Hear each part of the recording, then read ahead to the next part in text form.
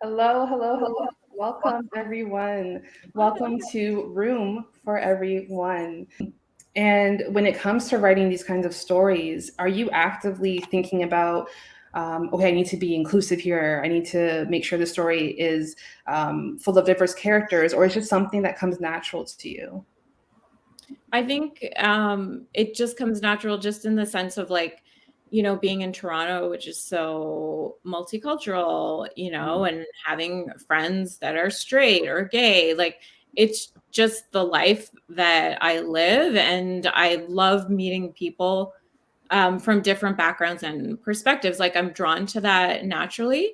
So when I'm writing fiction, I just kind of want that to be reflected back in the world of the characters as well, because I think it's accurate. Like I know in the past, like there's been shows that have been set in New York as an example, right? Such a diverse city. And you're watching this show and you're like, how are there only white people in New York City? Like that literally does not make sense. So it's just a natural extension of, I guess, the world that I live Yes, in. definitely. Would anyone else like to answer that question? Is diversity a conscious, active thing as you're writing, or is it something that either comes natural? Do you have a process?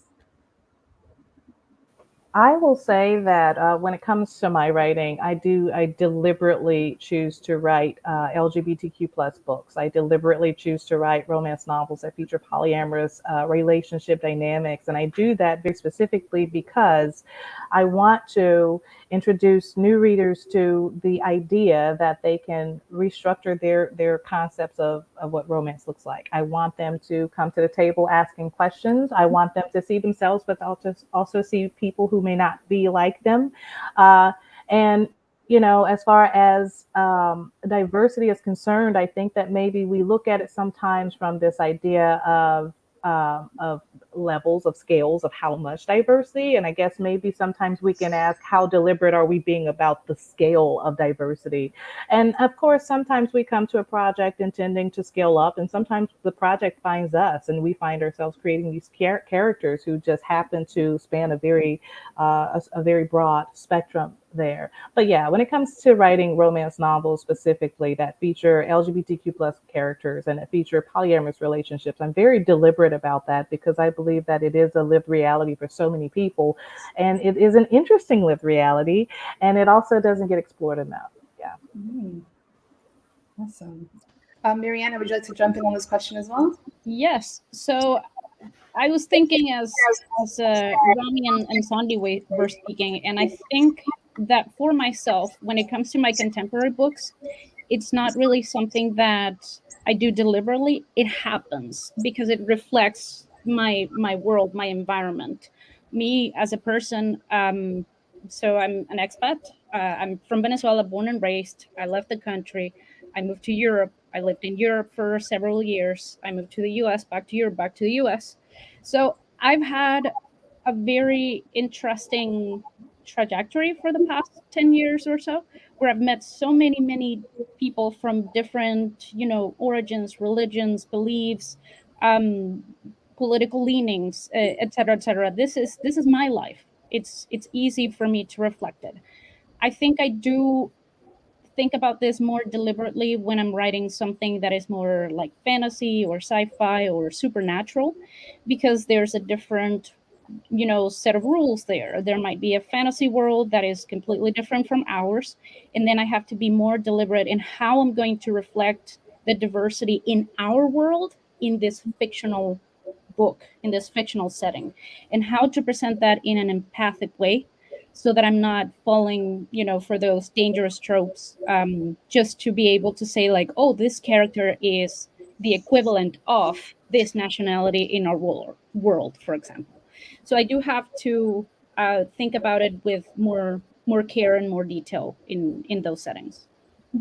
And does that happen during the writing process, or are you the type of writer that maybe will write their manuscript and then like go back and say, okay, maybe I can inject some diversity here and there? Oh, Um, definitely as I go. I plan with a lot of time in advance, depending on the book, sometimes months, sometimes years.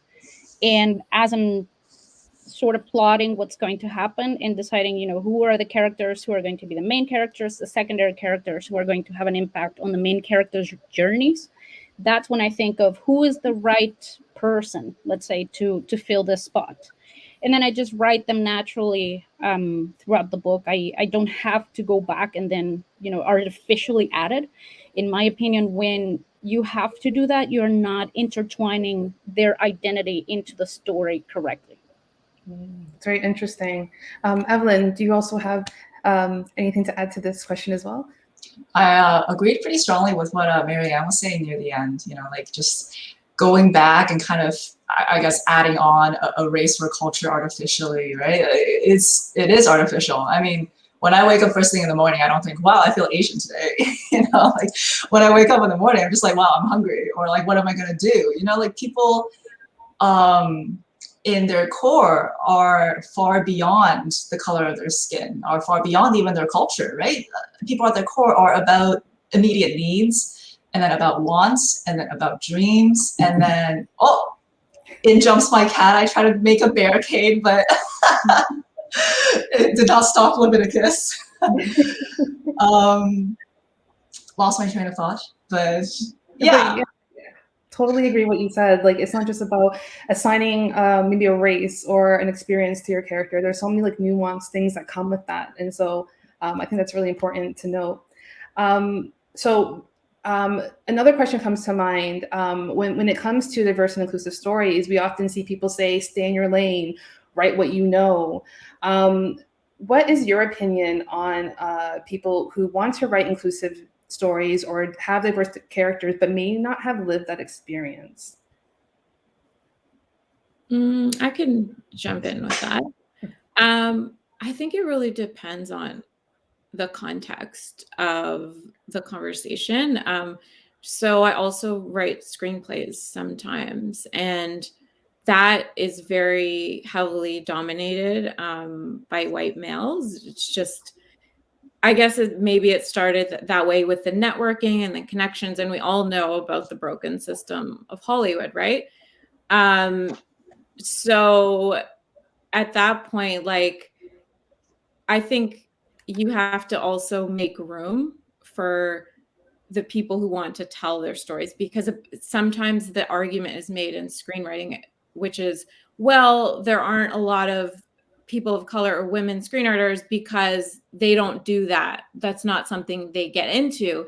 And that has been debunked multiple times. So sometimes, that person who is a white male who wants to sell the big script is going to dive into these other cultures when maybe those people from those cultures or backgrounds have the stories and are talented, and they're not getting the opportunities. So I think it's just something, like, it's easy to say, like, of course we want everyone to include complex characters in their stories, even if it's not necessarily their background. But what I would hope is that we first check to make sure that people from those actual backgrounds are not missing out on those opportunities.